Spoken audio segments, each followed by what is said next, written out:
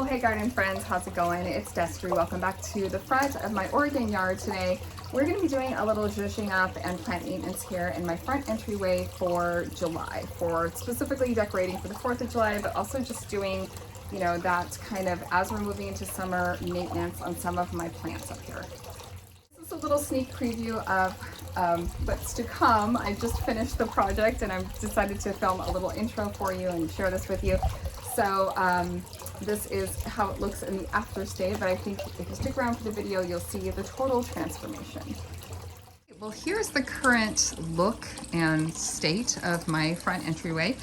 You can see I have some plants that are getting ready to bloom, some that are struggling a little bit. These daylilies are getting ready to bloom. I've got some pots here with some things that are doing well, some things that definitely need some deadheading and some maintenance. I've got a mix of house plants in here. I've got some really scary looking things here that are obviously getting nibbled by I'm not sure what. I've got some topiaries that need trimmed. I've also got this, I believe it's a salvia that I think it needs a good haircut or cut back, although I am liking the way it looks. Here's another one of those kind of decimated looking blooms that I need to deadhead. My coleus is going to go to flower, which I don't really want, so I'm going to pinch that. More of these geraniums that need deadheaded. And then over here in this little shady bit, I've got some succulents, a couple Japanese maples or dried maples that got a little scorched in those first hot days, unfortunately. So that's kind of a bummer, but it's fine. So yeah, just, you know, a variety of things. I don't have any 4th of July decor up. All I have is this wreath, which I've had up since spring, and it's okay, but you know. Over on this side, I've got a few of these. These will come back, hopefully. I'm trying to keep them watered. They're a verbena, I believe is the name of them, and I think they're both yellow or orange.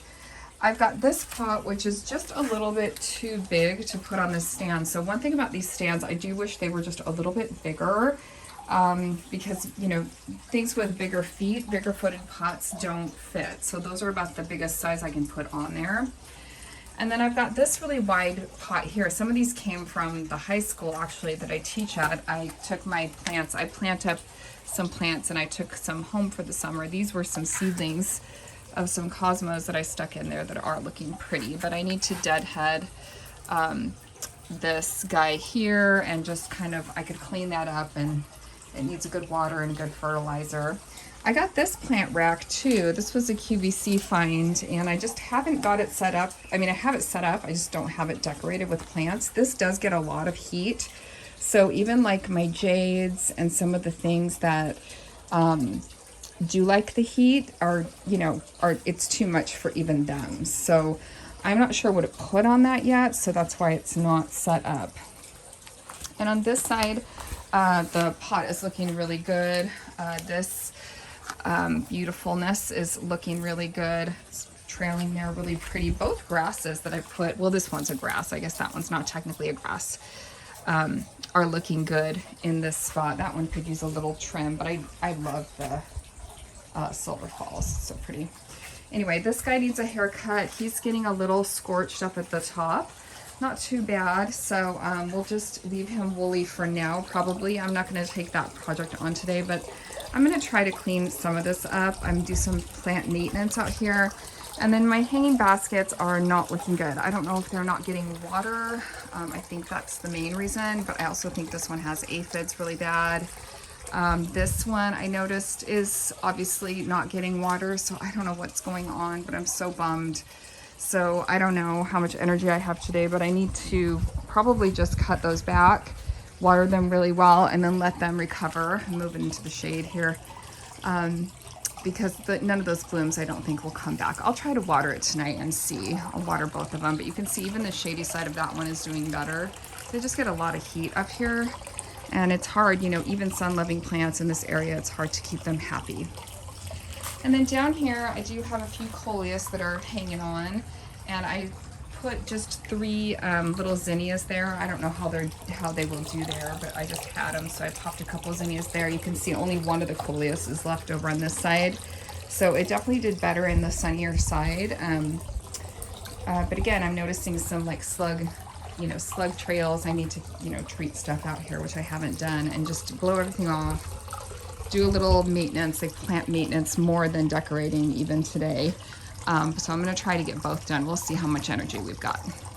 Over here, I've got this little ground cover and it does bloom purple. So you can see it's kind of at the end of its bloom, but it's also looking it's a little scraggly. So I've popped a couple of zinnias back here, just again, because I had them. I planted 2 right there. So we'll see how they do. It's pretty shady right here, but it does get some morning sun. And then my containers over here, I've got some primroses that I'm probably just gonna leave them in there at this point. But the creeping Jenny looks nice, and it has creeped down and spilled into the flower bed, which I'm not mad about. These grasses are getting a little wild. They're sort of taken over. I did pop a maple in here at the start of spring, but they've grown even since then. So I probably need to, I'm not sure. I do like the way they look.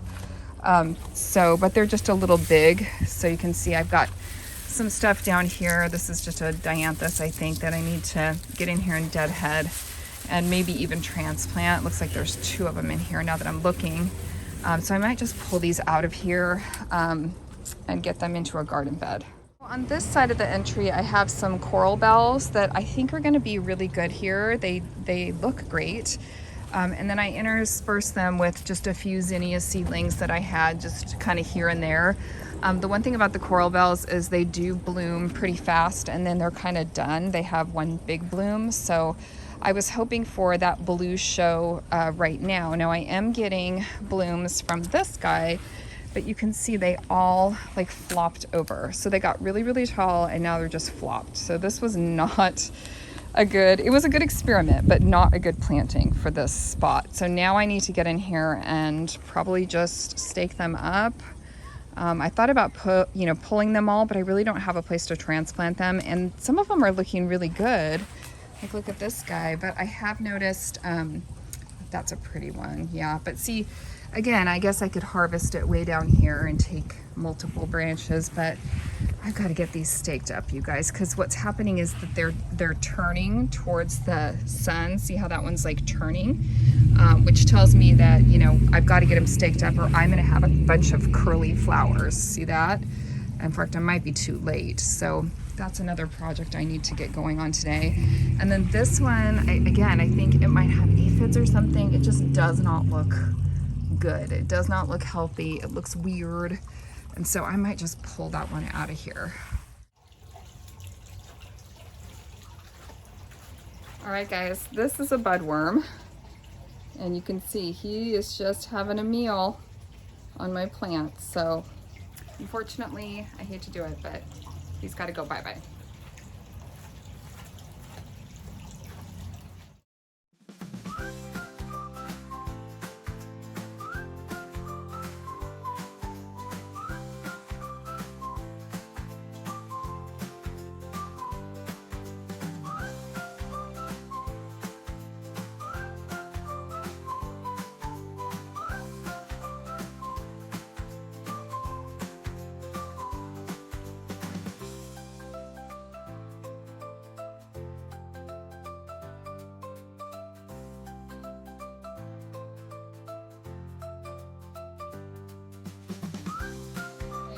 Here we go, budworm number 2. Sorry, dude.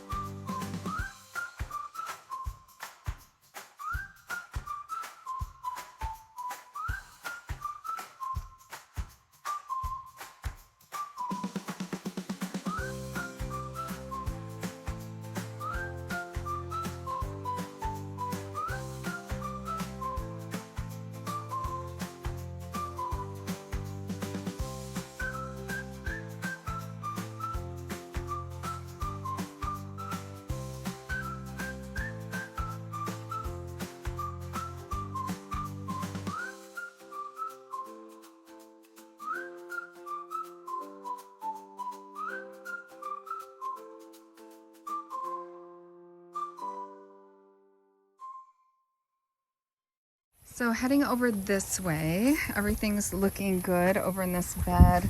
I just sprayed those two, I think they're like a scented geranium. I sprayed them off, but look at this. I've got some blooms forming on my hydrangea standard. I'm so excited about it, and it's doing great. So far so good. It looks like it's doing really well.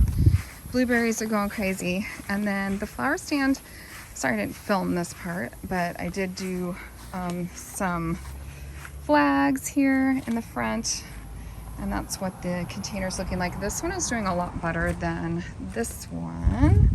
This one, I've got one geranium here I'm gonna take out and replace, but it's looking pretty good over here. So there's that one. And then I put up this little garland, and then I did that little banner and then a big bow on top, which kind of matches the other bows that I put in the front on the topiaries. So here's the whole thing. Looks really cute with the pots and stuff.